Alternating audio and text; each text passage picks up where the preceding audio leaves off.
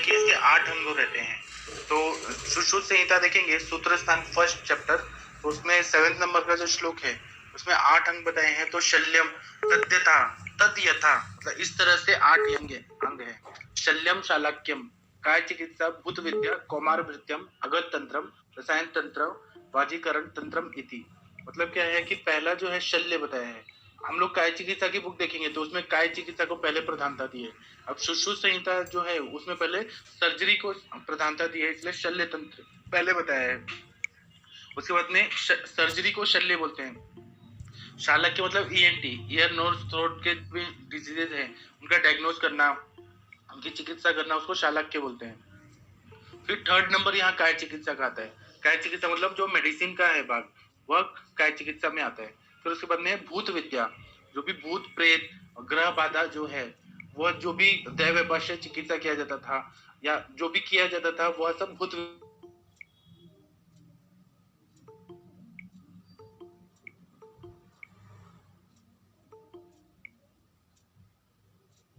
विद्या है।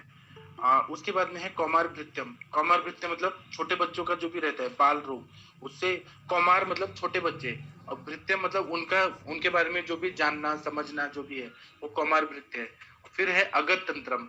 अगत तंत्र मतलब जो विष से रिलेटेड जो साइंस है, टॉक्सिकोलॉजी, वो आयुर्वेद में स्थावर विष, जंगम विष, ऐसा अलग अलग टाइप्स वगैरह बताए हैं, तो यह अगत तंत्र में आता है। उसके बाद में है रसायन तंत्र। रसायन तंत्र मतलब रस, रक्त, मांस, मेद, अस्थि, मज्जा, शुक्र, इसकी अग्नियां अगर बहुत वीक हो जाती हैं तो बुढ़ापा आ जाता है। तो जरावस्था जो आता है, तो जरावस्था से युवावस्था में आना, यह जो साइंस है उसको रसायन तंत्र बोलते हैं। तो यह सुश्रुत में अलग टाइप का बताया है, चरक संहिता में अलग टाइप का बताया है, अष्टांग हृदय, अष्टांग संग्रह में अलग टाइप का बताया है। उसके बाद में है वाजीकरण तंत्र। वाजीकरण मतलब अच्छा बच्चा, अच्छा संतान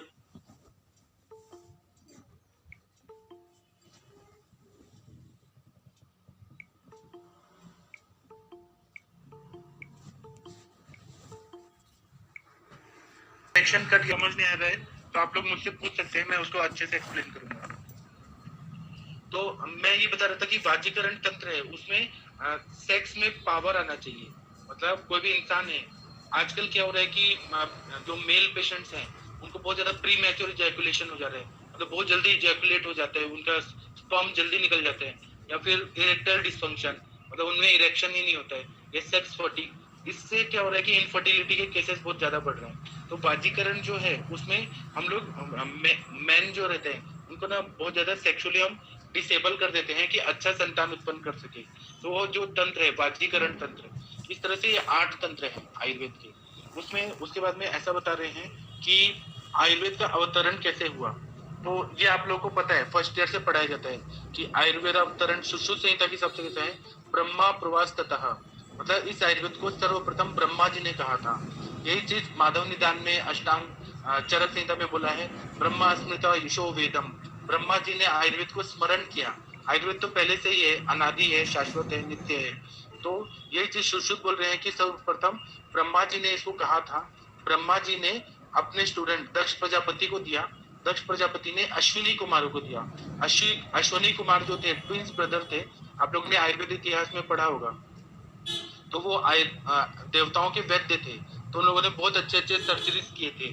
तो अश्विनी कुमारों को उन्होंने दिया दक्ष प्रजापति ने, और अश्विनी कुमारों से इंद्र ने प्राप्त किया, इंद्र से धन्वंतरी जी ने प्राप्त किया। अब जो सर्जरी वाले जो लोग हैं वो धन्वंतरी संप्रदाय के हैं, और जो काय चिकित्सा प्रधान वाले हैं वह सब अत्रेय संप्रदाय के हैं। तो वहां पर चरक संहिता में लिखा है कि भरद्वाज मुनि गए थे। चरक संहिता में स्टार्टिंग में फर्स्ट जो दीर्घ जीवित अध्याय है वहां पे ही वो बताए। मैं आप लोगों को ना चरक संहिता का भी लेक्चर लेने वाला हूँ, पूर्वार्ध और उत्तरार्ध, और जिन लोगों को एमडी का प्रिपरेशन करना है उनको बहुत फायदा होगा मेरे चरक के लेक्चर से। वो हम डिसाइड करेंगे और फिर वो चरक का भी लेक्चर लेंगे। फिर वेदों में आयुर्वेद जो बताया है वो कैसे बताया है, और यहाँ पे धन्वंतरी जी जो थे, जो शल्य प्रधान धन्वंतरी संप्रदाय के हैं, तो धन्वंतरी जी से सुश्रुत आदि आचार्यों ने लिया था, और फिर वो सर्जरी की सारी परंपरा शुरू हो गई। वेदों में आयुर्वेद कैसा है, तो वेदों में वर्णित चिकित्सकों में शल्य चिकित्सा में सर्वाधिक प्रयोग अश्विनी कुमारों का वर्णन मिलता है। तो जो इन्होंने अश्विनी कुमार जो थे, जो सर्जन भी थे और डॉक्टर भी थे, और ये जुड़वा भाई थे। तो इनका जो आगे है वो मैं आगे बताता हूँ। उन्होंने देवताओं पर बहुत सारी चमत्कारिक क्रियाएं बताई की हैं, बहुत अलग अलग तरह के सर्जरीज किए हैं, इसलिए अश्विनी कुमारों को बहुत ऐसा माना जाता है। अब प्रत्यारोपण जो है, कैडेवरिक सर्जरी जो है, उन्होंने दूसरे प्राणी का और दूसरे में डाल के कैडेवरिक सर्जरी किया था। जैसे आजकल हार्ट ट्रांसप्लांट होता है, लिवर ट्रांसप्लांट होता है, किडनी ट्रांसप्लांट होता है, तो यह उन्होंने पहले उस जमाने में सतयुग में किया था। तो अश्विनी कुमारों ने क्या किया था, तो प्रत्यारोपण कैडेवरिक सर्जरी किया था। इन दोनों जुड़वा भाइयों ने अपने शिक्षक दधीची के कटे हुए सिर के स्थान पर घोड़े का सिर लगा दिया। मतलब जो घोड़ा हॉर्स है, उसका जो हेड है वह अपने दधीची के सिर पे लगा दिया और पुनः उसे हटाकर उनका सिर वापस अपने शरीर पे लगा दिया था। मतलब पूरा हेड का ट्रांसप्लांट कर दिया था। आज इतना मेडिकल साइंस इतना आगे गया है, मॉडर्न मेडिकल साइंस, लेकिन कभी भी हेड हेड का कैडेवरिक सर्जरी नहीं हुआ है, हेड का ट्रांसप्लांट नहीं हुआ है, लेकिन उस जमाने में उन लोगों ने कर दिया था।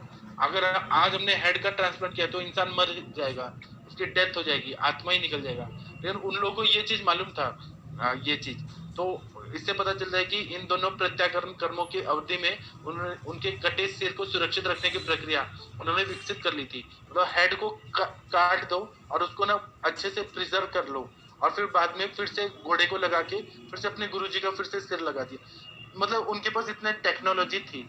उसी प्रकार शरीर के दूसरे अंगों जैसे आंख, दांत आदि का भी सफल प्रत्यारोपण करने का वर्णन मिलता है। मतलब आजकल क्या होता है, आइस का ट्रांसप्लांट कर देते हैं। जब भी कोई डेथ होती है तो आइस का ट्रांसप्लांट तुरंत किया जाता है और with in half an hour ice का ट्रांसप्लांट करना जरूरी होता है, नहीं तो आइस के सेल्स डेड हो जाते हैं। फिर दांत का भी आजकल होता है, आजकल तो आर्टिफिशियल दांत बनाते हैं, उसका प्रत्यारोपण नहीं किया जाता है, ट्रांसप्लांट नहीं किया जाता है, लेकिन उन लोगों को ये सारी टेक्नोलॉजी मालूम थी। फिर कृत्रिम प्रत्यारोपण। कृत्रिम प्रत्यारोपण से संबंधित एक कहानी प्रसिद्ध है, जिसके अनुसार राजा स्वेल की पुत्री विशाला की टांग टूट गई थी, उसके स्थान पर लोहे की टांग लगाई और उन्हें पुनः स्वस्थ किया। मतलब उन्होंने लोहे का टांग बना दिया था। आज भी यही परंपरा है कि आज भी स्टील का या अलग अलग मेटल्स का ये हम लोग प्रत्यारोपण करते हैं। जैसे टोटल नी रिप्लेसमेंट किया जाता है या मतलब हिप जॉइंट का रिप्लेसमेंट किया जाता है, तो आजकल भी वैसे ही किया जाता है। मतलब आर्टिफिशियल वहाँ कोई ऐसे रॉड वगैरह बिठा देते हैं या लंबर स्पॉन्डिलोसिस होता है, वहां पे भी प्लेट लगा के नट बोल्ट लगा के और उसको पूरे करेक्शन करते हैं, स्पाइन का मैनिपुलेशन करते हैं। तो यह चीज उस समय अश्विनी कुमार भी करते थे। फिर सद्योव्रण चिकित्सा। कोई भी ना वुंड हो गया और वो बहुत ज्यादा हील नहीं हो रहा है, इन्फ्लेमेशन हो गया है, तो अश्विनी कुमार थे, उन लोगों ने उस टाइम पे कैसे किया था, सभी प्रकार के वर्णों की चिकित्सा में वो निपुण थे। उन्होंने शाव ऋषि, ऋषि श्रोण, यज्ञ ऋषि इत्यादि के विभिन्न वर्णों की चिकित्सा करके उन्हें ठीक किया था। तो ऐसा ऐसा वो हमारे आयुर्वेद के इतिहास के बुक्स में है। उसके बाद में इन्होंने सत्योव्रण की चिकित्सा के साथ साथ उन्होंने अत्रि के दग्ध व्रण की भी चिकित्सा की। मतलब अत्रि मुनि थे, उनका ना बर्न हो गया था, जल गया था हवन करते हुए कोई भाग, तो उसकी जो दग्ध व्रण मतलब बर्न वाला इंजुरी था, उसकी भी बहुत अच्छा चिकित्सा किया था। फिर नेत्र चिकित्सा, आइस का चिकित्सा कैसे किया था, तो कक्षीवान और ऋजाशव ऋषि जो थे, उनका अंधापन मतलब ब्लाइंडनेस का जो था, तो कैटरेक्ट सर्जरी भी कर दिया था। और भग ऋषि थे, उनके विदीर्ण नेत्रों को ठीक किया था।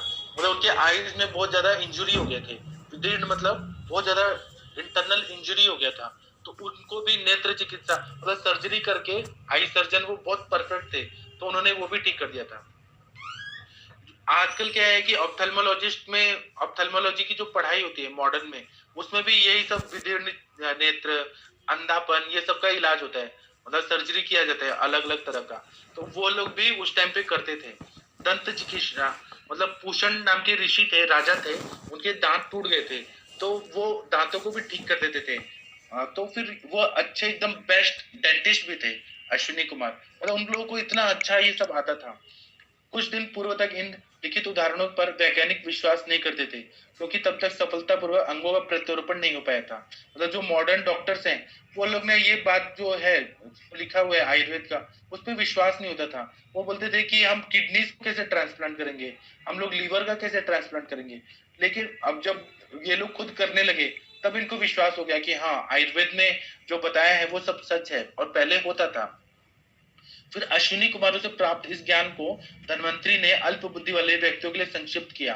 मतलब क्या है कि जो बहुत टैलेंटेड लोग हैं उनको तो कोई ऐसे बुक वगैरह पढ़ने की जरूरत नहीं होती है, वो लोग अपने प्रैक्टिस से कर करके वो लोग कर सकते हैं। लेकिन जो अल्प बुद्धि वाले हैं, जिनको मतलब इतना ज्यादा बुद्धि नहीं है, जो बहुत टैलेंटेड नहीं है, उन लोगों के लिए सुश्रुत संहिता लिखा कि वो पढ़ पढ़ के और फिर सर्जरी कर सके।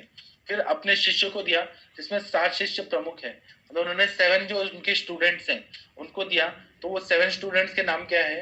तो अपधनेव, अपधेनव, फिर औरभ्र, पैतरण, पौष्कलावत, करवीर्य, गोपुरक्षित और सुश्रुत। तो ऐसे शिष्यों के 7 शिष्यों के नाम हैं, ये डिसिपल्स थे। आप लोगों ने एमडी एंट्रेंस में पूछते हैं कि धन्वंतरी संप्रदाय के 7 स्टूडेंट्स का नाम क्या है, तो इसमें से 1-2 मिसिंग रहेगा, और इसलिए आप लोगों ने ये याद करना जरूरी है। इन शिष्यों ने अपनी रुचि के अनुसार ज्ञान प्राप्त कर उस विषय पर अपनी अपनी संहिताएं लिखी। तो आप न देखेंगे तो अपधैनव संहिता भी है, औरभ्र संहिता भी है, व्याकरण संहिता भी है, सुश्रुत संहिता भी है। तो हम लोग जो है, हम लोग अपने एकेडमिक में सुश्रुत संहिता का यूज करते हैं, बाकी संहिताएं भी हैं। आचार्य सुश्रुत की रुचि शल्य तंत्र में विशेष रूप से होने के कारण उन्हें शल्य तंत्र की प्रधानता को दर्शाते हुए सुश्रुत संहिता लिखी। अब जो दूसरे जो स्टूडेंट थे वो लोग ना काय चिकित्सा वगैरह लिखते थे और शल्य तंत्र लिखते थे, लेकिन उतना नहीं लिखते थे। सुश्रुत जो थे वो ज्यादा लिखते थे, मतलब उनको ज्यादा सर्जरी में इंटरेस्ट था, इसलिए उनकी जो सुश्रुत संहिता है, और वो बहुत ही इंटेलिजेंट थे, इसलिए उनका यूज किया गया है। यहाँ पे हम लोग सुश्रुत संहिता यूज करते हैं। और ऐसा पता है सुश्रुत सूत्र 4 चैप्टर में 9 श्लोक, औपधेनव और अब्रह्म सौषुधम पौष्कलावतम शेषाणम शल्य तंत्राणाम मूल्यान्वितानि निर्दिशेत। मतलब औपधेनव और सुश्रुत पौष्कलावत ये 4 तंत्र हैं, ये अन्य शल्य तंत्रों के मूल माने जाते हैं, मतलब इनको बेसिक माना जाता है। इसमें बेसिक प्रिंसिपल ऑफ सर्जरी ये सब बताए हैं। उसके बाद में धन्वंतरी भगवान का परिचय है। तो धन्वंतरी ये शब्द कैसे बना है? तो धनु मतलब शल्यम, शल्य मतलब कोई भी फॉरेन बॉडी, तस्यांतम पारमयति गच्छति धन्वंतरी, मतलब शल्य तंत्र का आद्यंत सम्यक ज्ञाता धन्वंतरी कहलाता है। मतलब आद्यंत सबसे पहले सर्जरी को किसने किया, मतलब किसने जाना, किसने सर्जरी किया, तो भगवान धन्वंतरी जो है हमारे, जिनका शंखम चक्रम जलोकम सब स्तुति करते हैं, तो वो मनुष्य का शरीर धर के अवतार लिए थे। इसलिए हमने इस दुनिया में सबसे पहला जो है वो धन्वंतरी भगवान को ही सबसे फर्स्ट सर्जन मानते हैं। फिर दूसरा धन्वंतरी का मतलब क्या है? धनु का मतलब है धर्म, अंत का मतलब है नकारात्मक, मतलब अधर्म के और व्याधि अरि अधर्म का शत्रु जो है वह धन्वंतरी है। धनवंतर, धनवंतर, धन, धनु और अंत, यहाँ पे कौन सा है? स्तोषनाशु। इको यानी जो संधि है, इको यानी आप लोगों ने नहीं, स्तोषनाशु है जो विसर्ग संधि जो संस्कृत में आप लोगों ने पढ़ा था, स्तोषनाशु वो है। इसलिए धनु प्लस अंत, इसलिए यहाँ धन्वंतरी यह शब्द बना है। तो यह अधर्म का शत्रु है, उसको धन्वंतरी बोलते हैं। धन्वंतरी के विभिन्न मत बोलते हैं कि वेदों में जो अपने ऋग्वेद है, सामवेद है, यजुर्वेद है और अथर्ववेद है, उसमें कहीं भी धन्वंतरी भगवान का उल्लेख नहीं मिलता है। ऋग्वेद में प्रथम मंडल जो है उसमें चैप्टर्स हैं, उसको मंडल बोलते हैं। तो प्रथम मंडल में दिवोदास नाम के राजा थे, वह दिवोदास को ही काशीराज बोलते हैं। और कोई लोग बोलते हैं कि दिवोदास जो थे काशी मतलब वाराणसी के राजा थे, उनको धन्वंतरी बोलते हैं, लेकिन ऐसा कोई क्लियरली प्रूफ नहीं है कि वो धन्वंतरी ही थे। फिर महाभारत, विष्णु पुराण, भागवत पुराण, वायु पुराण आदि ग्रंथों में लिखित इतिवृत्त से विदित होता है कि पूर्व काल में अमृत प्राप्ति के लिए देवता और असुरों में समुद्र मंथन हुआ और भगवान धन्वंतरी का आविर्भाव हुआ। ये आप लोगों को पता है कि धनतेरस को धन्वंतरी भगवान आए थे अमृत का कलश लेके। जब जितने भी ये रत्न थे समुद्र मंथन से निकला था, तब धन्वंतरी भगवान की उत्पत्ति हुई थी। फिर बता रहे हैं कि द्वितीय द्वापर में काशी के राजा धन्व ने पुत्र कामना के लिए ब्रह्मदेव की तपस्या की, जिसे प्रसन्न होकर ब्रह्मदेव ने पुत्र प्राप्ति का वरदान दिया था। इसी तरह काशीराज धन्व के यहाँ पुत्र उत्पन्न हुआ, जिसका नाम धन्वंतरी रखा गया। ये आप लोगों को पता है कि ये आयुर्वेदिक हिस्ट्री में भी बताया है कि ब्रह्मदेव की पूजा की थी, वो तपस्या किया था राजा धन्व ने, तो उसको जो बेटा हुआ, काशी वो राजा थे काशी के, तो उनको जो बेटा हुआ उसका नाम धन्वंतरी रखा गया। धन्वंतरी के पुत्र का नाम क्या था? तो केतुमान की भीमव्रत और भीमरथ के दिव्यदास हुए। ये ना थोड़ा हिस्ट्री याद कर लीजिए, आप लोग को आएगा। फिर धन्वंतरी भगवान जब आए तो उन्होंने क्या बोला, अहमे धन्वंतरी राधिदेव जरा रुजा मृत्यु हरो अमराणाम शलांगे मर्द अंग मंगय रूप शल्याङ्ग मंगै रपरे रूपेतम प्राप्तो अस्मि गाम हुआ यहापदेष्टुम। मतलब जब धन्वंतरी भगवान आए समुद्र मंथन के बाद, तो उन्होंने कहा कि मैं ही धन्वंतरी भगवान हूँ, मैं देवताओं का वृद्धावस्था ठीक कर दूंगा, रोग ठीक कर दूंगा, मृत्यु को नष्ट करूंगा, और अन्य जो अंगों के साथ शल्य तंत्र का उपदेश करने के लिए मैं पृथ्वी पर अवतीर्ण हुआ हूँ। मतलब उन्होंने कहा, अपना इंट्रोडक्शन खुद दिया उन्होंने कि मैं धन्वंतरी हूँ, मैं ये काम करने वाला हूँ।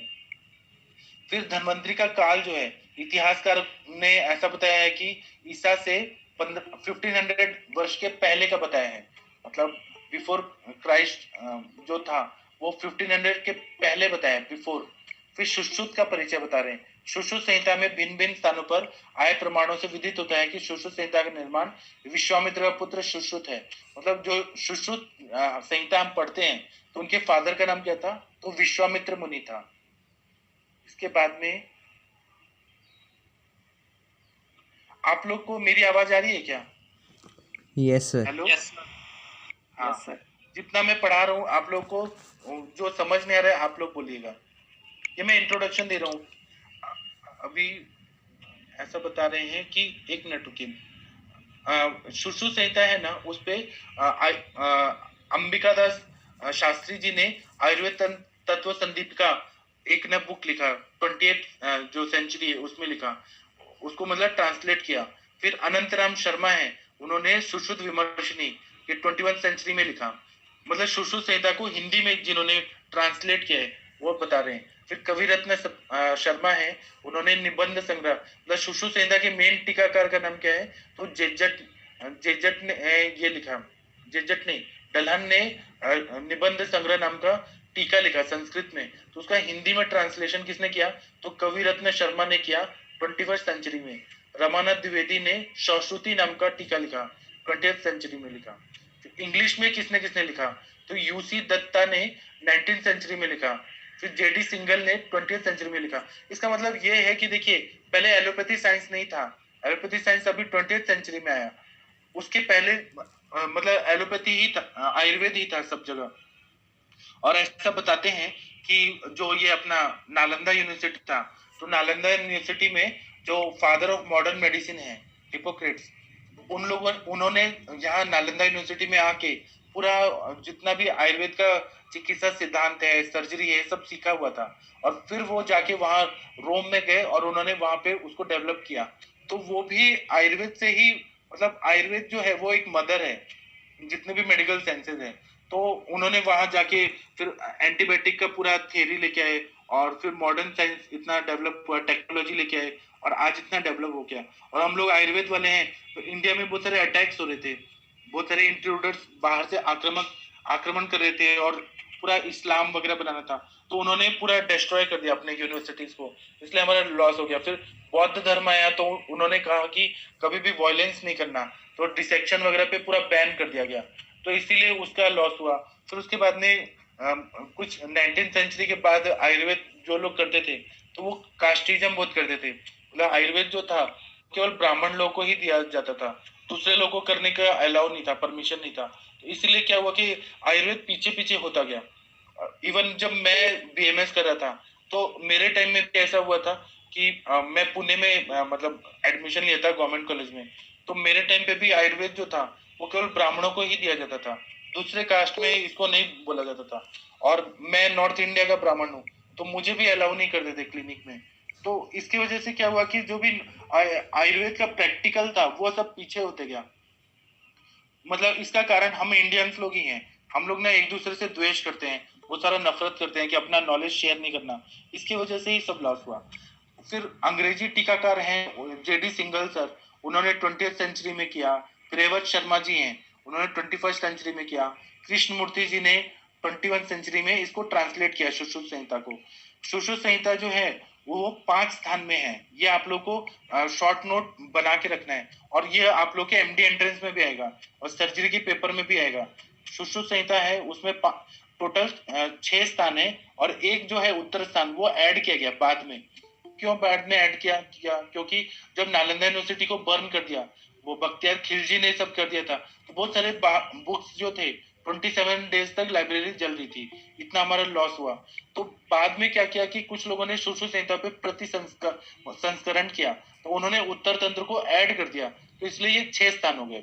तो उसमें क्या क्या है, तो सुश्रुत संहिता में सूत्र स्थान है, उसमें 46 चैप्टर्स हैं। फिर निदान स्थान है, उसमें 16 चैप्टर्स हैं। शारीरिक स्थान है, उसमें 10 चैप्टर्स हैं। चिकित्सा स्थान है, उसमें 40 चैप्टर्स हैं। कल्प स्थान है, उसमें 8 चैप्टर्स हैं। उत्तर तंत्र है, उत्तर स्थान नहीं बोले, उत्तर तंत्र बोले, तो उसमें कितने हैं, 66 चैप्टर्स हैं। फिर सुश्रुत संहिता में अष्टांग आयुर्वेद का वर्णन जो है, वो जो अपने अष्टांग है, अष्ट अंग, वो कैसे कैसे हैं, तो शालाक्य तंत्र है, मतलब ईएनटी वगैरह जो है वो उत्तर तंत्र में वर्णन किया है।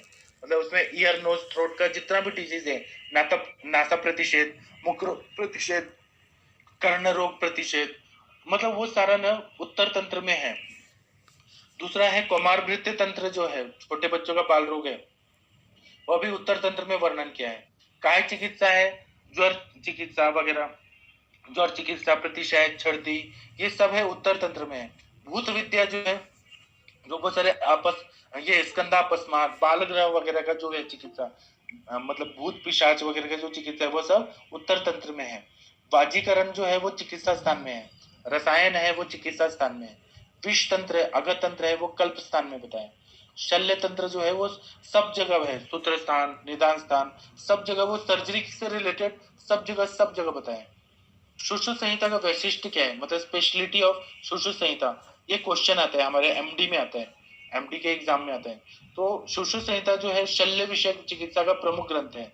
आचार्य वाग्भट जो है, उन्होंने सुश्रुत के बारे में क्या है कि वाग्भट जी जो है अष्टांग हृदय और अष्टांग संग्रह लिखने वाले वृद्ध वाग्भट और छोटे वाले जो वाग्भट है, उन लोगों ने क्या किया है कि चरक संहिता और सुश्रुत संहिता उसका पूरा समरी को कलेक्ट किया है और इजी लैंग्वेज में अष्टांग हृदय और अष्टांग संग्रह लिखा है। तो वो उनसे बहुत ज्यादा इंस्पायर्ड हुए थे, चरक संहिता और सुश्रुत संहिता से। तो वो क्या लिखते हैं कि यदि चरक मध्यते तद ध्रुवम सुश्रुत आदि प्रणित गतित गतानम नाम मात्रेपि बाह्य अत्र चरक विना प्रक्रियायाम अखिन्नः किमेव खलु करोतु वादितानम वराकः। इसका मतलब है, इसका मीनिंग ऐसा बताया है कि किसी ने चरक का अध्ययन कर लिया है और उसे सुश्रुत में आए हुए रोगों का नॉलेज नहीं है, और जिसने सुश्रुत पढ़ लिया है लेकिन रोगों को प्रतिकार का ज्ञान नहीं है, तो वो न अधूरा डॉक्टर है। इसलिए चरक संहिता भी पढ़ना जरूरी है और सुश्रुत संहिता दोनों का अध्ययन आवश्यक है, ऐसा वाग्भट जी बताते हैं। चरक संहिता जो है वो काय चिकित्सा के लिए प्रसिद्ध है। तो हम अगर डॉक्टर हैं, हम लोग केवल मेडिसिन ही पता होगा और कभी सर्जरी करना होगा तो हमें कुछ नहीं आएगा। इसलिए ना चरकाचार्य जी ने बहुत जगह ऐसे बताया है कि जैसे उदर रोग वगैरह है, तो उन्होंने कहा कि धन्वंतर्याणाम अधिकार, अत्र धन्वंतर्याणाम अधिकार क्रिया बताओ, चरक चिकित्सा 5वां में भी बताया। मतलब उन्होंने बहुत जगह बताया कि जैसे ये पाइल्स का ऑपरेशन है, तो वहां धन्वंतर्याणाम अधिकार उनका अधिकार में है, वहां उनके पास जाके आप सर्जरी कराइए, ऐसा चरक जी क्लियरली बताते हैं। तो वो चरक जी खुद एक्सेप्ट करते हैं कि सर्जन के पास वहां वो जाना चाहिए, जितना मेडिसिन से हो सकता है वो शमन चिकित्सा कर सकते हैं, शमन और शोधन कर सकते हैं। बाकी जो सर्जरी का पार्ट है वो सर्जन के पास ही जाना पड़ेगा। जैसे वृद्धि रोग है, हर्निया वगैरह है, तो वो मेडिसिन से नहीं ठीक हो सकता, उसके लिए तो सर्जन के पास जाना पड़ता है। कभी कभी स्टोन्स रहते हैं, किडनी स्टोन वगैरह, तो वो बहुत ज्यादा असाध्य हो जाते हैं, तो वो शमन चिकित्सा शोधन चिकित्सा से नहीं हो सकते हैं, वहां पे सर्जरी करना ही पड़ता है, इसलिए वो खुद बोलते हैं। इसलिए चरक संहिता भी जानना जरूरी है, सुश्रुत संहिता भी जानना जरूरी है। केवल सुश्रुत जान लिया और हमें मेडिसिन नहीं है तो हम क्या चिकित्सा करेंगे, इसलिए दोनों जानना जरूरी है। फिर पराधिकारी न तो विस्तारोक्ति, मतलब ऐसा बताया है कि हमें बहुत ज्यादा विस्तार में नहीं बताया, हमने शॉर्ट में बताया। शल्य चिकित्सा के विद्यार्थी, शल्य चिकित्सक को सैद्धांतिक विषय के साथ साथ में प्रायोगिक विषय का भी ज्ञान होना चाहिए। मतलब थेरोटिकल जितना हम जानते हैं उतना प्रैक्टिकल भी जानना बहुत जरूरी होता है। सस्तुयम भयज्ञो मतिमान समर्थो अर्थ साधने आहवे कर्मम निवोर्ढुम द्विचक्र स्यंदनो यथा। इसका मतलब है शल्य तंत्र के विद्यार्थी को प्रैक्टिकल और थेरोटिकल नॉलेज पूरा होके विद्वान बनना चाहिए, वही विद्यार्थी चिकित्सा कर्म सफलता पूर्वक कर सकता है। यस्तु केवल शास्त्रज्ञ स्व कर्म स्व परिनिष्ठितः स मुह्य त्यातुरम प्राप्य विरुति वाहवम। इसका मतलब जो चिकित्सक केवल शास्त्र को जानता है और शल्य कर्म में अशिक्षित है, मतलब केवल थ्योरेटिकल नॉलेज है और उसको प्रैक्टिकल सर्जरी करना नहीं आता है, तो वह रोगी को देखकर इस प्रकार घबराता है जिस पर डरपोक व्यक्ति संग्राम स्थल को देखकर भाग खड़ा होता है। मतलब वो घबरा के भाग जाता है। जब युद्ध हो रहा होता है तो जो भी योद्धा डरपोक रहेगा वो देख के मैदान छोड़ के भाग जाएगा। जैसे फॉर एग्जाम्पल क्रिकेटर है, अगर उसने कभी क्रिकेट का केवल थियरी पढ़ा है, कैसे बैटिंग करना है, कैसे बॉलिंग करना है, कभी बैटिंग किया नहीं है, तो जब भी उसको भेजा जाएगा कि आप मैच में जाओ और रन करो, तो वो कर ही नहीं पाएगा, रन मार ही नहीं पाएगा, वो घबरा के और वो भाग जाएगा। इसी तरह से जो सर्जन होता है उसको ना, जो स्टूडेंट होता है उसको थ्योरेटिकल भी जानना जरूरी है और प्रैक्टिकल भी जानना जरूरी होता है। सुश्रुत संहिता में ये और बता रहे हैं कि यथा खरश चंदन भारवाही भारवस्य वेता न तो चंद्रनस्य एवं शास्त्र ने बहु अन्य दित्य चारतेषु मूढ़ा खरवत वहंती। मतलब जिस तरह से गधा होता है, डोंकी होता है, उसके पीठ पे चंदन की लकड़ी रखा है, उसका ऐसे गठरी रखा है, लेकिन उसको पता नहीं है, चंदन की सुगंध पता नहीं है। उसी तरह से अगर हम लोगों ने थ्योरेटिकल पढ़ लिया है लेकिन हमने प्रैक्टिकल नहीं किया, हमने पेशेंट नहीं देखे, तो हमें कुछ पता नहीं चलेगा कि हम उसका यूज कैसे कर सकते हैं। तो हमें गधा नहीं बनना है, हमें ना अच्छा डॉक्टर बनना है। इसके बाद में बता रहे हैं प्रशिक्षण विधि। तो इसके लिए सुश्रुत संहिता ने योग्य विधि और विशाखनु प्रवेश ऐसा वर्णन किया है। तो सुश्रुत संहिता में प्रैक्टिकल ट्रेनिंग और मेडिकल प्रोफेशन इसका वर्णन क्या है, संस्कृत में है। तो शस्त्र कर्माभ्यास के लिए 3 अवस्थाओं का वर्णन किया है।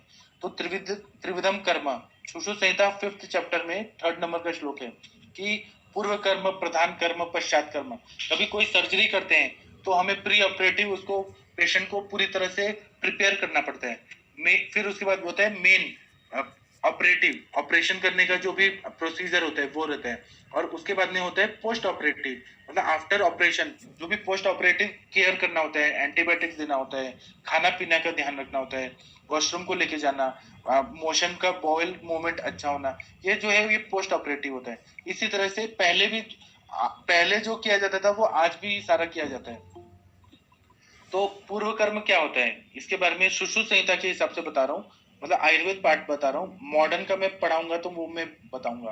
पूर्व कर्म में क्या होता है कि शस्त्र कर्म की तैयारी का विवेचन किया गया है, जैसे आवश्यक सामग्री, यंत्र, शस्त्र, भेषज को एकत्र करना, शुभ दिन, अच्छा टाइम होना चाहिए, बारिश नहीं होनी चाहिए, और मतलब ऐसा होना चाहिए कि सारे इंस्ट्रूमेंट मिल जाए, फिर समय अच्छा होना चाहिए, प्रकाश मतलब लाइट अच्छा से होना चाहिए, रोगी को भोजन और उपवास का विचार करना चाहिए, मतलब जब उसका फास्टिंग हो तब नहीं करना है, और पेशेंट को नीलबई मौत देना है तो कितना देना है नीलबई मौत, कितने घंटे पहले उसको भूखे रखना है, और रोगी को खाना पीना कैसा होना चाहिए, ये जितना भी अरेंजमेंट किया जाता है उसको बोलते हैं प्री ऑपरेटिव।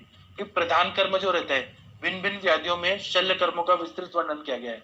तो उसमें अष्टविध शस्त्र कर्म जो मैंने कल बताया था, परसों बताया था, छेदन, भेदन, व्यदन, आरण, विस्त्रावण, ये जो अष्टविध शस्त्र कर्म है उसको जो भी डिजीज है उस हिसाब से प्लानिंग करने के बाद, प्री प्लानिंग करने के बाद जो एग्जीक्यूशन रहता है उसमें शस्त्र कर्म का वर्णन किया गया है। फिर पश्चात कर्म, इसमें क्या रहता है कि रोगी का भोजन, आफ्टर ऑपरेशन क्या भोजन देना चाहिए, उसका व्रण अच्छे से हील हो जाए, जो भी वुंड है, जो सुजरिंग वगैरह हुआ है तो उससे कोई प्रॉब्लम ना हो, तो इसमें निद्रा, फिर व्रण बंधन, ड्रेसिंग करना, जो भी विधि बताया गया है उसको पश्चात कर्म बोलते हैं। इसके बाद में अनुसंधान कर्म, इसमें ना शास्त्रों को जो भी हम करते हैं तो रिसर्च किया जाता है अलग अलग, कि हमने इस तरह से सर्जरी किया तो क्या फायदा हुआ, उस तरह से सर्जरी किया तो क्या फायदा हुआ, इसको रिसर्च कर्म बोलते हैं। तो इसी के लिए सुश्रुत ने कहा है कि अन्य शास्त्रों का भी अध्ययन करना चाहिए। इसके लिए सुश्रुत में बोलते हैं कि एकम शास्त्रम ध्यानो न, मतलब एक शास्त्र ही नहीं पढ़ना चाहिए, विद्या शास्त्र निश्चयम तस्मा बहुशतर शास्त्रम विज्ञान चिकित्सता, मतलब अनुसंधान अगर रिसर्च करना है तो सुश्रुत ने कहा है कि एक ही शास्त्र को पढ़कर किसी भी निष्कर्ष पे नहीं जाना चाहिए, कंक्लूजन नहीं निकालना चाहिए, जबकि हमें क्या करना है कि बहुत सारे शास्त्रों का अध्ययन करना है, जिससे हमें जो भी थ्योरी है, जो भी उसमें कॉन्सेप्ट है उसको हम क्लियरली समझ सके। इसलिए बहुत सारा चीज पढ़ना चाहिए। इसलिए आप लोग आयुर्वेद के साथ साथ में मॉडर्न भी पढ़ना चाहिए। मॉडर्न पढ़ेंगे तो आप लोगों को अच्छे से एनाटॉमी आएगा, वहां पे जो भी मसल्स है, नर्व्स कौन से हैं, आर्टरीज कौन सी है, वेन्स कौन से हैं, ये सब हमारे पास था, आर्टरीज, वेन्स वगैरह का सब था वर्णन। लेकिन बहुत बुक्स जो थी वो जला दी गई, जब भी मुगल के अटैक्स हुए तो उसकी वजह से हम हमारे पास आज एनाटॉमी फिजियोलॉजी इसके पूरे बुक्स नहीं अवेलेबल है, इसलिए हमें मॉडर्न के पास जाके मॉडर्न बुक्स पढ़ना ही पड़ता है। इसके बाद में सुश्रु संहिता में ऐसा बोला है, वाक् सौष्ठवे अर्थ विज्ञाने प्रागल्भे कर्म नैपुणे तद्भ्यासे च सिद्धो च यतेता अध्ययन अंतगा। तो मतलब है कि अध्ययन के अंत जाने के जो शास्त्र को सदा वाणी का सौष्ठव होना चाहिए, मतलब हमेशा मीठा बोलना चाहिए। अभी क्या होता है कि कुछ पेशेंट कुछ नए नए स्टूडेंट होते हैं, वो पेशेंट के पास जाते हैं और डायरेक्ट ऐसे बोलते हैं कि आपको मेंसेस कब आ रहे हैं, आप कितना पैड चेंज करते हैं। तो जो फीमेल पेशेंट्स होते हैं वो घबरा जाती हैं। तो एक ना आप लोग के पास हचिंसन क्लिनिकल प्रैक्टिस का बुक होगा, Hutchinson matter of clinical practice, तो उसमें ना प्रॉपर केस टेकिंग का प्रॉपरली बताया कि एक कोई भी डॉक्टर होता है, डॉक्टर और पेशेंट का रिलेशनशिप अच्छा होना चाहिए। तो जो भी हम बात करते हैं, हमारा बिहेवियर होता है, वो एकदम डॉक्टर की तरह डिसेंट होना चाहिए। हम जब बोलते हैं किसी से तो बहुत अच्छे से प्यार से बात करना चाहिए, ताकि जो सामने वाला पेशेंट है वो तो दुखी है इंसान है, तो वो हमसे कनेक्ट हो। इसलिए बहुत मधुर भाषण बोलना चाहिए, प्रॉपर हिस्ट्री टेकिंग लेना चाहिए, फिर डीप नॉलेज होना चाहिए। जो भी हम चीज पढ़ रहे हैं उसके लिए हम जितना मैक्सिमम मेहनत कर सकते हैं उतना करना चाहिए, हर चीज मालूम होना चाहिए हम लोग को। तो डीप नॉलेज होना चाहिए, फिर क्रिया क्रिया नैपुण्य प्राप्ति होना चाहिए, मतलब हम लोग ना परफेक्ट बन पाए कोई भी काम को एग्जीक्यूट करने के लिए, तो हम हमारे में निपुणता होनी चाहिए, शास्त्र का अभ्यास अच्छे से होना चाहिए, वाचितार्थ की सिद्धि में सदैव प्रयत्न करना चाहिए। मतलब इसीलिए ना प्रैक्टिस किया जाता है कि हम लोग और परफेक्ट हो। मैं 5 साल पहले जो प्रैक्टिस करता था उससे 5 साल बाद में मेरा प्रैक्टिस और अच्छा हुआ है, मैं और परफेक्टली करता हूँ। इसलिए कोशिश करते रहना चाहिए कि हमारा प्रैक्टिस और अच्छा हो, हमारा डायग्नोसिस अच्छा हो, हमारा जो ट्रीटमेंट है वो अच्छा हो, हमारा सर्जरी हो वो अच्छा हो, और हम मतलब और परफेक्ट बने, इसलिए कोशिश करते रहना चाहिए। आचार्य सुश्रुत ने सर्वप्रथम शरीर रचना का महत्व समझाते हुए डिसेक्शन का वर्णन किया है। ये आप लोगों ने फर्स्ट ईयर में पढ़ा होगा, लेकिन उसमें बताया है कि जो डेड बॉडी है उसको ना क्या करना है, कुशा का जो रस्सी होता है उसमें बांध के और नदी के किनारे रख देना है, बांध के रखना है। तो नदी के प्रवाह से 24 घंटे में या 7 दिन में, 7 दिन बताया है, उससे क्या होगा कि जो भी स्किन होती है वो फूल जाती है। और उसके बाद ब्रश बनाने को बोला था वनस्पतियों से, और ब्रश से खुरेच खुरेच के दातुन जैसा बना के और खुरेच खुरेच के एक एक लेयर देखना है। और वासनी लेयर क्या है, लोहिता लेयर क्या है, ताम्रा लेयर क्या है, और फिर श्वेता लेयर क्या है, वेदनी लेयर क्या है, यह बहुत सारे लेयर्स को देखना है। और फिर पूरा डिसेक्शन करने को बताया है। आप लोगों ने डिसेक्शन किया है कि नहीं पता नहीं, लेकिन डिसेक्शन करना बहुत कंपलसरी जरूरी होता है एनाटॉमी में। अगर एनाटॉमी जानना है तो सरफेस मार्किंग होना बहुत जरूरी होता है। फिर कौन से मसल्स हैं, इंसर्शन और ओरिजिन कहाँ पर है, कौन से बोन्स का क्या क्या चीज है, क्या क्या पार्ट्स है, वह सब जानना बहुत जरूरी होता है। और कौन कौन से ऑर्गन है हमारे, किडनी, लीवर, हार्ट, ये सब कैसे है, सरफेस मार्किंग क्या है, उसमें इंटरनली क्या है, पोस्टीरियरली क्या है, ये सब जानना बहुत जरूरी है। इसीलिए प्रैक्टिकल जानना के लिए डिसेक्शन होना जरूरी है, यह सुश्रुत संहिता में बताया है। फिर रक्त को अत्यधिक महत्व दिया था, इसलिए चतुर्दोष की उपाधि दी है। मतलब ब्लड को वो बहुत ज्यादा इंपॉर्टेंस देते हैं, इसलिए रक्त को रस रक्त मांस में मतलब वात पित्त कफ के साथ में रक्त को उन्होंने दोष बताया है।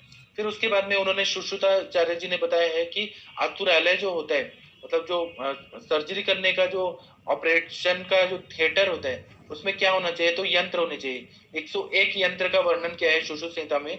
शस्त्र जो है वो 20 होने चाहिए। फिर शार होना चाहिए, जो अल्कली वगैरह यूज किया जाता है शार कर्म के लिए। फिर अग्निकर्म से जो भी इंस्ट्रूमेंट है वह होना चाहिए। फिर ब्लड निकालने के लिए श्रिंग होना चाहिए, जलौका होना चाहिए, अलाबू होना चाहिए। ये सारा सुश्रुत संहिता में बताया है। फिर व्रणों की चिकित्सा, अलग अलग तरह का वुंड होता है, तो वुंड पे सर्जरी करने के लिए हमें क्या क्या करना है, तो पांडु कर्म, कृष्ण कर्म, लोमापहरण, रोम संजनन, यह मैं आप लोगों को बताऊंगा। कॉस्मेटिक सर्जरी में आता है, यही चीज का बेस लेके कॉस्मेटिक सर्जरी बना है। तो यह आज भी है और उस टाइम में भी था। तो ये पांडु कर्म क्या होता है, कृष्ण कर्म क्या होता है, ये मैं बताने वाला हूँ आगे के लेक्चर्स में। लोमापहरण, रोम संजनन, अवसादन, उत्सादन, यह विशिष्टता बनाए हुए हैं जो कि सौंदर्य प्रसादन मतलब कॉस्मेटिक सर्जरी के आधार हैं। फिर कौमार भृत्य के लिए मतलब जो ये छोटे बच्चों का जो भी होता है उसे सब, छोटे बच्चों का जो रूम रहता है वो स्पेशल होता है, पेडियाट्रिक वार्ड जो बोलते हैं, कुमारागार, वो अलग होना चाहिए। चुतिकागार मतलब जहाँ डिलीवरी होने के बाद जो लेडी रहती है, लेबर रूम से निकलने के बाद जो उनके वार्ड होते हैं, उसका भी निर्देश सुश्रुत संहिता में बताया है। ये स्पेशलिटी ऑफ सुश्रुत संहिता बता रहे हैं।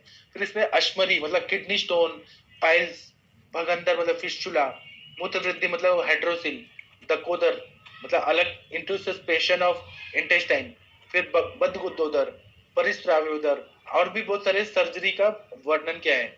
इस सुश्रुत संहिता में क्या है कि पूर्णोदर मतलब ड्राउनिंग हो गया, मतलब कोई इंसान पानी में डूब गया, या बाहु रज्जु रज्जुतालता पांच मतलब हैंगिंग हो गया, इसने स्ट्रैंगुलेशन किया गले में, जैसे ये सुशांत सिंह राजपूत का जो हुआ है, उसको हैंगिंग कर दिया गया, स्ट्रैंगुलेशन कर दिया गया, उसको मारा गया। तो यह सब जानना और उसको किस तरह से डायग्नोज करना, यह सारा सुश्रुत संहिता में बताया। फिर दग्ध के अंतर्गत इंद्र वज्राग्नि दग्ध, धूमोपहत मतलब क्या होता है कि कभी कभी आग से कोई जल जाता है, कभी कभी उसको केमिकल का जो फ्यूम रहता है, पॉइजनस गैस से धूमोपहत होता है, तो उससे डेथ हो जाती है। तो वह सब जानना और उसकी चिकित्सा करना, यह सब सुश्रुत संहिता में बताया। मैं आगे के चैप्टर्स में आप लोगों को पढ़ाऊंगा, आगे के लेक्चर्स में। फिर नासा और कर्ण संधान विधियों का वर्णन सुश्रुत का ही देन है। पहले के जमाने में क्या होता था कि कोई भी दोषी होता था, अपराधी होता था, उसके नाक और कान काट देते थे, तो फिर सर्जन के पास वो जाता था और उसका फिर प्लास्टिक सर्जरी किया जाता था। प्लास्टिक सर्जरी से रिक्रिएशन किया जाता था कान और नाक, और दूसरे जगह के मसल लाके और नाक पे उसको सिल के प्लास्टिक सर्जरी होता था। तो ये सारा जो भी चीज है वो सुश्रुत संहिता में है। फिर उसके बाद में अस्थि भग्न और संधि मोक्ष मतलब फ्रैक्चर होना या जॉइंट्स का डिसलोकेशन होना, इसका विस्तृत वर्णन किया गया है। फिर युक्त सेनी अध्याय जो है, उसमें सुश्रुत संहिता के युक्त सेनी अध्याय में सेना के जो जवान हैं, जो आर्मी के सोल्जर्स हैं, उसको क्या है, उनको रहने की चिकित्सा, वो लोग जब भी युद्ध करते हैं तो उनको बहुत सारे वुंड हो जाते हैं, जो मतलब गोली वगैरह लग जाता है, तो उनका कैसे सर्जरी करना है, ये सारा चीज है सुश्रुत संहिता में ही बताया है, युक्त सेनी अध्याय में बताया। हेलो, आप लोग को समझ आ रहा है मैं क्या पढ़ा रहा हूँ? Yes sir. Yes sir. हाँ, तो ये वाला टॉपिक खत्म करके मैं फिर स्टॉप करता हूँ। एक एक बस पैराग्राफ पेज नंबर 6 का, शल्य होने से काय चिकित्सा का महत्व को समझाते हुए व्याधियों का वर्गीकरण बताया, मतलब क्लासिफिकेशन बताया है। क्लासिफिकेशन होने के बाद में डिस्क्रिप्शन बताया है, और उसके बाद में ट्रीटमेंट पार्ट, यह सारा चीज जो है सुश्रुत संहिता में बहुत अच्छे से बताया। फिर रोग संक्रमण और औपसर्गिक रोग मतलब इन्फेक्शियस डिजीजेस और जो कम्युनिकेबल डिजीजेस हैं, उसका भी जो उल्लेख है ये बहुत अच्छे से बताया। उन्होंने ये बताया कि वक्षगाम व्रणमागत्य निक्षिपति यदाकृमिन, जो मक्खी वगैरह लगेंगी तो इसकी वजह से छोटे छोटे कीड़े वगैरह जो हैं वो सब व्रण में आएंगे, और फिर वो वहां पे एग देगी, तो वो बहुत ज्यादा मतलब स्प्रेड हो जाएगा। इसका वर्णन सुश्रुत संहिता में बताया। उसके बाद में संक्रामक रोग जो इन्फेक्शियस डिजीज है, उसके बारे में ऐसा बताया है कि इन्फेक्शन कैसे कैसे फैलता है। तो प्रसंगात, गात संस्पर्शनात्, निश्वासात, सह भोजनात् मतलब साथ में अगर हम बैठे हैं या एक दूसरे को हग कर रहे हैं, हाथ मिला रहे हैं, इसकी वजह से इन्फेक्शियस डिजीजेस फैलते हैं। उसके बाद में ब्रीदिंग मतलब क्या होता है कि अगर कोरोना वायरस है तो कोरोना वायरस के संपर्क में कोई व्यक्ति आएगा तो निश्वास से वो फैलता है, या साथ में एक साथ खाना खाने से फैलता है। लोग क्या करते हैं, बर्थडे का केक जो है वो काट के और खा जाते हैं एक दूसरे का जूठा, इसकी वजह से भी बहुत सारी बीमारियां फैलती हैं।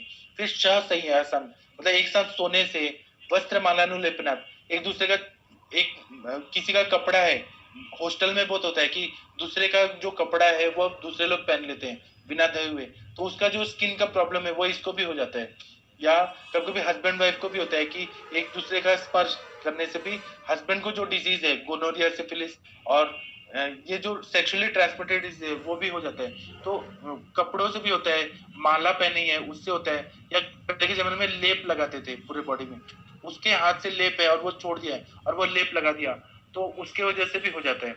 उसके बाद में क्या क्या डिजीज होता है, तो कुष्ठ रोग मतलब सारे स्किन डिसऑर्डर, लेप्रेसी वगैरह, ज्वर होता है इन्फेक्शन से, शोष रोग मतलब एड्स वगैरह जो होता है, हेपेटाइटिस और एड्स, ये सब कैसे होता है, टीबी, ये सब कैसे होता है, तो इन्फेक्शियस डिजीज है।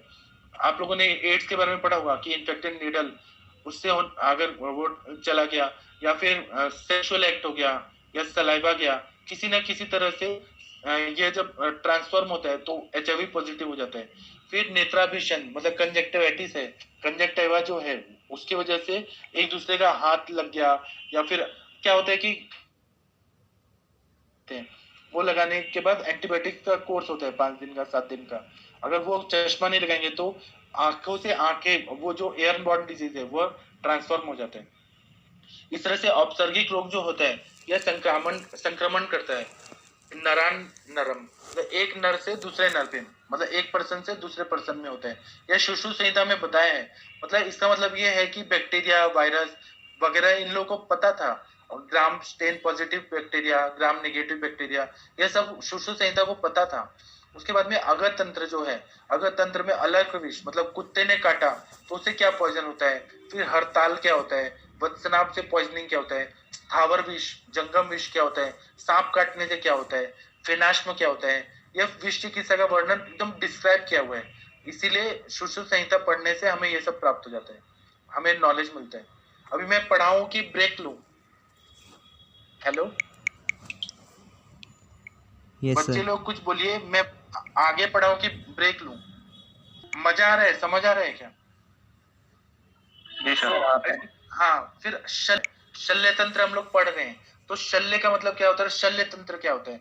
तो शल्य शब्द जो है संस्कृत में शल शवल आशुगमने धातु तस्य शल्यमिति रूपम, मतलब शल और शवल, ल में देखिए हलंत लगे, मतलब शल आधा ल पढ़ना है, शवल, यह दोनों आशुगमन अर्थ में, जो तुरंत बॉडी में जो अटैक करता है फॉरेन बॉडी, उससे शल्य तंत्र की निरुक्ति हुई। जो भी फॉरेन बॉडी होती है और टिश्यू को डैमेज करता है तो उसको शल्य बोलते हैं। तो इससे रिलेटेड जो भी साइंस है उसको शल्य तंत्र बोलते हैं। शल्यम शल्यत्याशु गच्छति वेगेनान्तः शल्यमनु प्रवेशति इति शल्यम।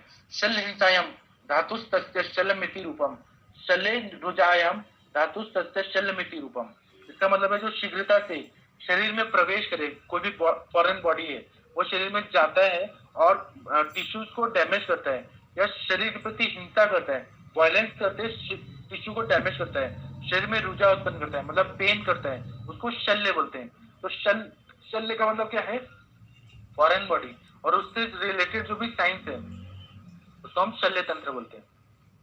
अब इसके बारे में डल्हन क्या बोलते हैं, जो सुश्रुत के कमेंटेटर हैं, उन्होंने निबंध संग्रह में बताया है, अति प्रवृद्धम मल दोषजम वा शरीरीणाम स्थावर जंगामानम यत्किंचित बाधकरम शरीर तत्सर्वमेव प्रवदन्ति शल्यम। इसका मतलब है कि अत्यधिक बढ़े हुए दोष जो है, शारीरिक दोष हुआ या मानसिक दोष हुआ। अब शारीरिक दोष क्या हुआ कि वात पित्त कफ ज्यादा बढ़ गए हैं, अगर मल की संचिति बहुत ज्यादा हो गई, जैसे उदर रोग है, उदर रोग में क्या होता है, अति मल संचयात, या जो पाइल्स का बीमारी है अर्श रोग, उसमें मल संचिति बहुत ज्यादा होती है। और उदर रोग में असाइटिस जो रहता है जलोदर, उसमें क्या होता है कि जल की भी संचिति होती है और मल की भी संचिति बहुत ज्यादा होती है। तो वह क्या होता है, शल्य होता है, मतलब वह बॉडी के लिए फॉरेन बॉडी होता है। और मानसिक दोष क्या होते हैं, जैसे किसी के प्रति हेट्रेड बहुत ज्यादा है, किसी के लिए बहुत ज्यादा गुस्सा आ रहा है, किसी के लिए बहुत ज्यादा हमें ईर्ष्या हो रही है, तो ये भी मानसिक दोष होते हैं। यह क्या करते हैं कि माइंड को डिस्टर्ब करते हैं और हम अपना नॉर्मल फंक्शन है माइंड का वो हो नहीं पाता। तो या फिर मल पदार्थ जिससे शरीर को कष्ट होता है, या फिर किसी स्थावर या जंगम पदार्थ, स्थावर का मतलब क्या होता है, प्लांट से रिलेटेड, और जंगम मतलब एनिमल प्रोडक्ट, फॉरेन बॉडी, उससे शरीर में रुझा होती है, पेन होता है, उसको शल्य कहा जाता है। ये शल्य का डेफिनेशन है, ये आप लोग अच्छे से पढ़ लीजिए। एक मिनट, सर्व शरीर बाधकरम शल्यम तदोपहितम इत्यतः शल्य शास्त्रम। इसका मतलब है कि सर्व शरीर का बाधा करने वाला जो रहता है फॉरेन बॉडी, उसको शल्य बोलते हैं। और उसके बारे में जो ज्ञान देता है, जो साइंस पता चलाता है, हमें ज्ञान देता है, उसको हम शल्य तंत्र बोलते हैं। इसका डेफिनेशन हिंदी में कैसा है कि समस्त शरीर में जो बाधा या पीड़ा उत्पन्न करता हो उसे शल्य करते हैं। और अब जो भी बाधा करता है वो क्या है, फॉरेन बॉडी है, मतलब वो हमें नहीं चाहिए, तो उसको हम शल्य बोलते हैं। उसी का वर्णन और चिकित्सा जिसमें वर्णित है उसे शल्य तंत्र कहते हैं। उसके बाद में और उसका डेफिनेशन बता रहे हैं, अच्छे से प्रिस्क्राइब किया है, डिस्क्राइब किया है। तो क्या है, सूत्र स्थान 1/9 श्लोक, तत्र शल्यम नाम द्विविध तृण काष्ठ पाषाण पांशु लोह लोष्टास्ति बाल नख पयस्त्राव दुष्ट वर्णांत गर्भ शल्योधारणार्थम यंत्र शस्त्र शाराग्नि प्रणिधान वर्ण विनिश्चयार्थम च। ये ना आपको डेफिनेशन याद होना चाहिए, क्योंकि ना वाइवा में ये पूछते हैं और पेपर में भी आपको लिखने के लिए आना चाहिए। तो इसका है कि आयुर्वेद के जिस अंग में अधिक प्रकार के तृण मतलब अलग अलग तरह के घास या काष्ठ मतलब लकड़ी, पत्थर, धूलि के कण, लोहा, मिट्टी, ये सारे फॉरेन बॉडी है। मिट्टी, अस्थि, केश, नाखून, पस, डिस्चार्ज आदि शल्य, फिर दूषित व्रण हो गया, अंतशल्य हो गया, या मृत गर्भ मतलब कभी कभी क्या होता है कि जो अपना बच्चा रहता है माँ के पेट में ही मर जाता है, वो भी शल्य हो जाता है, वो फॉरेन बॉडी हो जाता है। उसका ज्ञान, फिर यंत्र कर्म, शस्त्र कर्म, शार कर्म, अग्नि कर्म करने का ज्ञान, या व्रणों की आमावस्था। अब जो वुंड होते हैं ना, कल मैंने पढ़ाया था कि एक्यूट वुंड क्या होते हैं, फिर उसके बाद में ओपन वुंड क्या होते हैं, क्लोज वुंड क्या क्या होते हैं, फिर क्रॉनिक वुंड क्या होते हैं, वो मैं नेक्स्ट लेक्चर में पढ़ाऊंगा।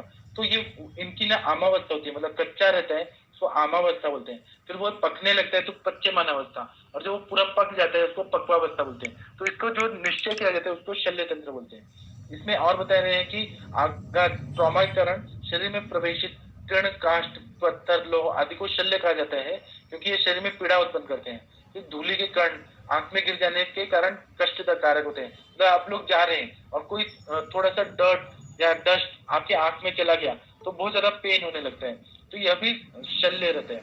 आघात के कारण स्वयं की अस्थि भी टूटकर नजदीकी विसरल ऑर्गन में प्रवेश कर अति कष्टकारक होती है, क्योंकि बोन रहता है उसका ये फ्रैक्चर हो गया, फ्रेगमेंट जो है वह अंदर चला जाएगा और विसरल ऑर्गन मतलब किडनी के पास चला गया या कहीं डिसलोकेट होके चला गया, वह भी कष्टकारक होती है। इसी तरह से शरीर में उपस्थित पुए, पस भी जो रहते हैं, एब्सेस वगैरह रहते हैं, वहां पे पस फॉर्मेशन हो गया तो वह भी बहुत ज्यादा पेनफुल रहते हैं। जब एब्सेस में हम पस निकाल देते हैं तो पेन कम हो जाता है। उसी तरह जलोदर रहता है, असाइटिस रहता है, मूत्र वृद्धि हाइड्रोसिल रहता है स्क्वाटम में। जलोदर असाइटिस क्या होता है कि जो अपना पेरिटोनियम का जो भाग होता है उसके और स्किन के बीच में पानी जमा हो जाता है, एक्स्ट्रा फ्लूइड होता है, उसकी वजह से असाइटिस हो जाता है, तो वह भी कष्टकारी रहता है। या लंग्स के नीचे प्लूरल इफ्यूजन होता है, वह भी पानी जमा हो जाता है, बहुत गंदा होता है, तो यह भी चिरकारी कष्ट देता है, तो यह भी शल्य है। दुष्ट व्रण जो है इन्फेक्टेड वुंड रहता है, उसमें माइक्रो ऑर्गेनिज्म, बैक्टीरिया, फंगाई या एक्सेट्रा से भी शल्य का ग्रहण किया जाता है। तो इस तरह से सभी शल्य की विधियों का वर्णन जिस तंत्र में किया गया है उसको शल्य तंत्र कहा है।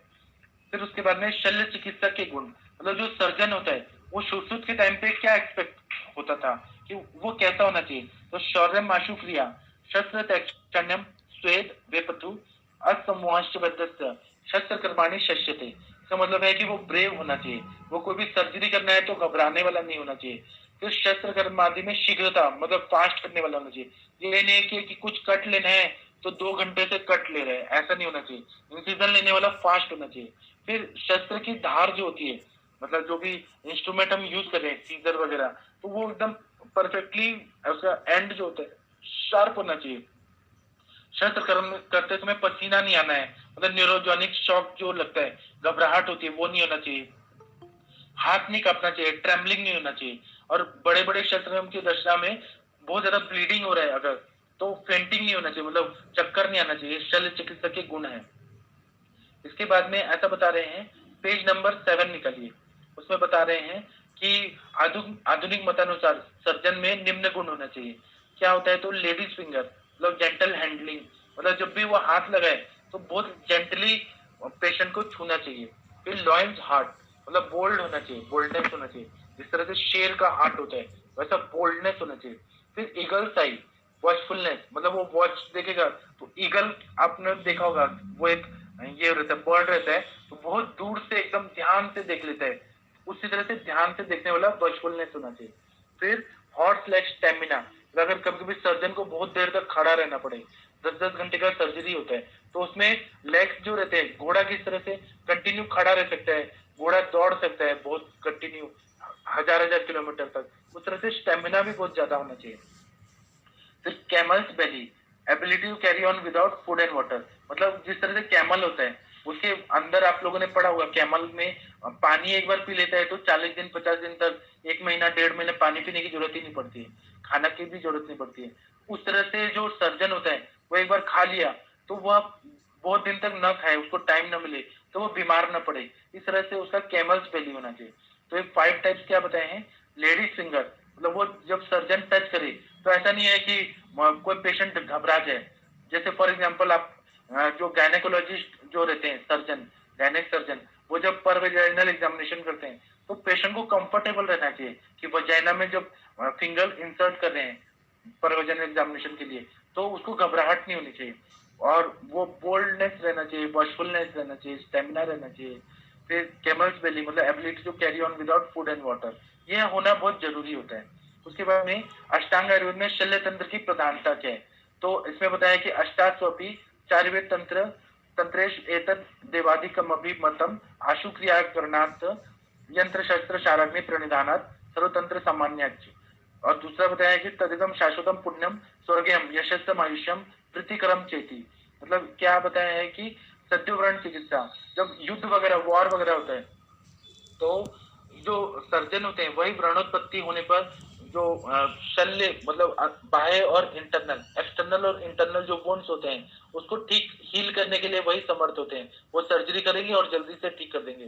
जैसे भग्न हो गया, फ्रैक्चर हो गया, श्रवण भग्न मतलब इंजुरी भी हो गया और फ्रैक्चर भी हो गया, या ब्लीडिंग बहुत हो रहा है, रक्तस्राव हो रहा है, या कोष्ठ स्थित व्रण है जैसे छिद्रोदर हो गया, मतलब पेट में भाला चला गया या कोई इंस्ट्रूमेंट चला गया, या फिर वॉर वेपन चला गया, या बस्तिगत व्रण मतलब यूरिनरी ब्लैडर में कोई व्रण हो गया, तो सर्जन ही सबसे मेन जल्दी कर सकते हैं। इसलिए अष्टांग आयुर्वेद में सर्जरी को बहुत ज्यादा प्रधानता है। फिर दूसरा है आशुकारी चिकित्सा, मतलब सर्जन जो रहते हैं वो इमीडिएटली बहुत फास्ट काम करते हैं। व्याधियों की शल्य चिकित्सा द्वारा शीघ्र चिकित्सा की जाती है, जबकि दूसरी पद्धति की चिकित्सा में टाइम अधिक लगता है। फिर विविध तकनीक चिकित्सा, जब सर्जरी करते हैं तो यंत्र विधि, शस्त्र विधि, शार विधि, अग्नि कर्म, रक्तावसेचन, ये सब किया जाता है। और आजकल क्या है, एमआरआई, सीटी स्कैन, एक्सरे, और फिर अलग अलग सर्जरी का जब सर्जरी होती है तो वीडियो पे वो लगा देते हैं और फिर हम लोग लाइव देख सकते हैं कि क्या क्या सर्जरी हो रही है। या जो लेप्रोस्कोपी होता है, अलग अलग टेक्निक से जो सर्जरी किया जाता है, कॉटराइजेशन किया जाता है, फिर सर्जरी किया जाता है, वह सब जो है हम लाइव देख सकते हैं। इसमें बहुत सारे टेक्नोलॉजी का यूज रहता है, इसलिए यह शल्य तंत्र को प्रधानता माना है। फिर औषधि के विफल होने पर सफल चिकित्सा, कभी कभी हम कंजर्वेटिव ट्रीटमेंट दे रहे हैं, मेडिसिन दे रहे हैं, लेकिन तब भी वो चीज नहीं ठीक हो रहा है। जैसे फॉर एग्जाम्पल किडनी स्टोन है, किडनी स्टोन ठीक नहीं हो रहा है, कितना भी हमने उस पर ट्रीटमेंट दिया डिजोल्व करने का, तब भी नहीं हो रहा है, तो जब हम सर्जरी करेंगे तो 100% रिजल्ट आता है। कभी कभी गॉल ब्लैडर स्टोन है तो हम मेडिसिन से उसको गॉल ब्लैडर स्टोन को डिसॉल्व करने का कोशिश करते हैं। जब कंजर्वेटिव ट्रीटमेंट फेल हो जाता है तो वहां पे जब हम ऑपरेशन करके उसको कट करके निकाल देते हैं तो वो एकदम सफल चिकित्सा होती है। इस तरह से ये बहुत ज्यादा परफेक्ट चिकित्सा है। फिर रोगों का समूल निवारण, क्या होता है कि एक बार सर्जरी कर दिया, जैसे कैंसर वगैरह का सर्जरी कर दिया तो वो फिर से होने का चांसेस बहुत कम होता है, रिकरेंस नहीं होता है, तो इसलिए ये बहुत परफेक्ट है। तद दर्दानम रोगानम अपुनर्भवात, मतलब रोग अपुनर्भव नहीं होते हैं, फिर से वो नहीं होते हैं। जैसे कभी कभी बहुत हैवी ब्लीडिंग हो रही है तो क्या करते हैं कि यूट्रस का हिस्टेक्टोमी कर देते हैं, पूरा यूट्रस ही निकाल देते हैं, तो उसके बाद में रिकरेंस नहीं होता। फिर जब यूट्रस ही नहीं रहेगा तो रिकरेंस कैसे होगा, फिर हैवी ब्लीडिंग होगा ही नहीं। इसलिए सर्जरी करना या क्वार्टरी करना ये जो भी है बहुत अच्छा रहता है। फिर गंभीर रोगों की चिकित्सा, बहुत से ऐसे रोग हैं जो विभिन्न प्रकार के औषधियों के निरंतर प्रयोग करने पर भी ठीक नहीं हो पाते हैं और गंभीर अवस्था में जाते हैं, मतलब क्रॉनिक हो जाते हैं बहुत ज्यादा, तो उसमें शल्य चिकित्सा द्वारा तुरंत ठीक हो जाते हैं। जैसे रिटेंशन ऑफ यूरिन है, एक्यूट इंटेस्टिनल ऑब्स्ट्रक्शन है, बहुत ज्यादा ऑब्स्ट्रक्शन वगैरह है तो सर्जरी करने से ही वो ठीक हो सकता है। या यूरिन पास नहीं हो पा रहा है, स्टेनोसिस हो गया पूरा यूरेथ्रल पार्ट में या फिर यूरिनरी ब्लैडर में, तो हमें सर्जरी करने से तुरंत फायदा होता है। फिर रचनात्मक चिकित्सा, मतलब रिक्रिएट करते हैं जो भी चीज है, जैसे नासा हो गया, कान हो गया, फिर क्लेफ्ट पैलेट जो रहता है, ओष्ठ का संधान करना, अंग का प्रत्यारोपण करना, मतलब कैडेवरिक सर्जरी जो ट्रांसप्लांट किया जाता है, हार्ट का, किडनी का, लीवर का जो भी ट्रांसप्लांट किया जाता है, तो ये रचनात्मक चिकित्सा है, मतलब हम कुछ तो नया रिक्रिएट करते हैं, इसलिए ये बहुत बेस्ट होता है। फिर यशप्रद चिकित्सा, मतलब बहुत सारे कष्टप्रद रोगों में बहुत दिन से रोगी बहुत परेशान है तो उसके लिए ऐसा हम एक अच्छा सा सर्जरी कर देते हैं तो इससे यश होता है, नाम होता है और धन भी बहुत ज्यादा प्राप्त होता है। इसलिए सर्जरी को बहुत अच्छा अष्टांग योग में, अष्टांग चिकित्सा में सबसे प्रधान बताया गया है। फिर भारतीय शल्य तंत्र की अवनति, अब यह बता रहे हैं कि इंडिया में जो शल्य तंत्र था, आप लोग का जो डिग्री है BA MS bachelor of Ayurvedic medicine and surgery, तो सर्जरी हम लोग को इतना सिखाया नहीं जाता कॉलेजेस में। क्यों नहीं सिखाया जाता? तो इसका कारण है कि भारत में सर्जरी बहुत पीछे रह गया।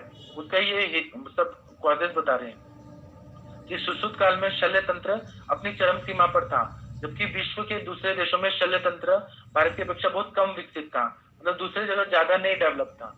उसमें भारत प्रभुता संपन्न देश था और यहाँ के राजा एवं वैज्ञानिक जो साइंटिस्ट थे अपने अपने प्रदेश की चतुर्मुखी विकास में प्रगति में लगे हुए थे, जिसके फलस्वरूप भारत ने चिकित्सा, मैथमेटिक्स, लैंग्वेज, फिर रसायन शास्त्र, जो केमिस्ट्री है, ज्योतिष शास्त्र मतलब एस्ट्रोलॉजी, अनेक विधाओं में विशेष उपलब्धियां प्राप्त की और संसार भर से विद्यार्थी पठन पाठन के लिए यहाँ आने लगे। तो भारत सोने की चिड़िया कहलाने लगा, मतलब यहाँ पे इतना पैसा आने लगा, इतना बहुत ज्यादा यहाँ पे ग्रोथ होने लगा, डेवलपमेंट होने लगा था और यहाँ गोल्ड भी बहुत ज्यादा था। तो फिर आचार्य सुश्रुत के बाद कार्य करने लोगों ने उतना परिश्रम नहीं किया जितना कि आवश्यक था और यह तंत्र और अधिक विकसित न होकर यहीं पे रुक गया और धीरे धीरे शनय शनय अवनति की, मतलब उसका वो लॉस में जाता गया। और उसके कारण और क्या क्या रहे? तो संज्ञाहार उपायों का अभाव, जो एनेस्थीसिया था वो बहुत कम हो गया और उसके कारण शल्य में तीव्र पीड़ा स्वाभाविक है, मतलब जब भी हम सर्जरी करें तो पेन बहुत होता है, तो संज्ञाहार उपाय जो थे वह कम होते गए।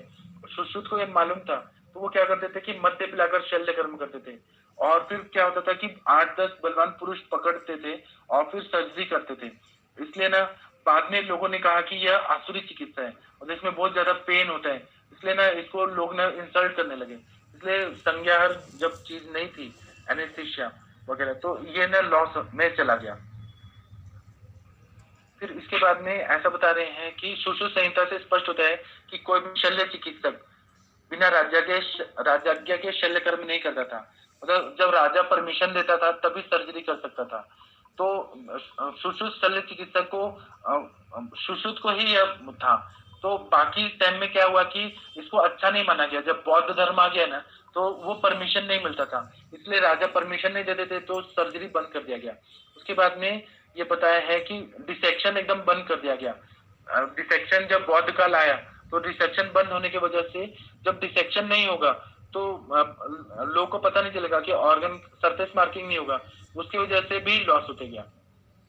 फिर बताया है कि सुश्रुत ने शल्य कर्म के पश्चात व्रण रक्षा के लिए, वुंड का हीलिंग होने के लिए बहुत सारी चीज बताए हैं, जैसे शोधन रोपण के लिए कषाय बताए हैं, बढ़ती, चूर्ण, रसक्रिया, घृत तेल आदि का वर्णन किया है। ये जितने सफल होते थे उसका अनुमान लगाया जाता था। तो उस समय एंटीसेप्टिक और एंटीबायोटिक इसका भी अभाव होता गया, लोगों ने वह उस पर ज्यादा ध्यान नहीं दिया, इसकी वजह से भी लॉस हो गया।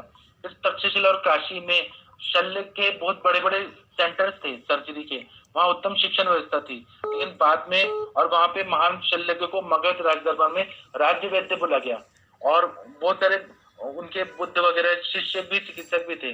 बाद में बौद्ध ग्रंथ में जीवक द्वारा आंत्र, सिर और शरीर के अन्य अंगों पर सबल चिकित्सा किए जाने का वर्णन है। इससे मिलता है कि वहां पे शल्य तंत्र बहुत अच्छा था। बाद में बौद्ध धर्म आने लगा तो इसको आसुरी चिकित्सा बोलने लगे कि राक्षस को किए हुए ने चिकित्सा है, इसलिए उसको नहीं मान्यता मिली, तो शल्य तंत्र का ह्रास हो गया। दूसरा है कि जब बौद्ध धर्म आ गया तो युद्ध वगैरह बंद हो गए, उसकी वजह से फिर सर्जन लोग सर्जरी नहीं कर पाते थे, तो इसलिए सर्जरी में लोग ज्यादा इंटरेस्ट नहीं लेने लगे, इसलिए सर्जन लोगों का अभाव होने लगा। फिर विदेशी आक्रमण हुए तो उन्होंने बहुत सारे लिटरेचर को बर्न कर दिया, जला दिया, कुछ चोरी करके ले गए, इसलिए भी लॉस हो गया। फिर मध्यकाल में मुगलों का राज्य हो गया तो उन्होंने चरक संहिता, सुश्रुत संहिता का अरबी में और फारसी में अनुवाद कराया, लेकिन बाद में उसमें इंटरेस्ट नहीं लिया गया, इसलिए भी लॉस हो गया। ये सब चीज आप पढ़ लीजिए। अब मैं थोड़ा ब्रेक लेता हूँ क्योंकि कंटिन्यू पढ़ा रहा हूँ तो मैं थक गया हूँ, 1 घंटा हो गया। अब मैं कल पढ़ाऊंगा, कल मॉर्निंग में 10 AM में सर्जरी का क्लास होगा,